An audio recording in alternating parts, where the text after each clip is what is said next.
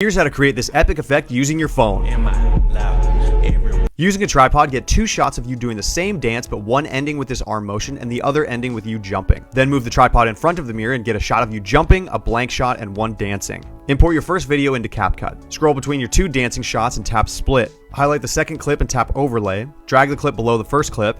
Tap mask, select split, and align the mask vertically in the center. Line the clips up so the dances are synchronized. Scroll to right before you jump in the second clip and tap split. Then tap speed, curve, custom, and edit. Have the speed quickly increase to 3 and then immediately decrease to 0.1 like this.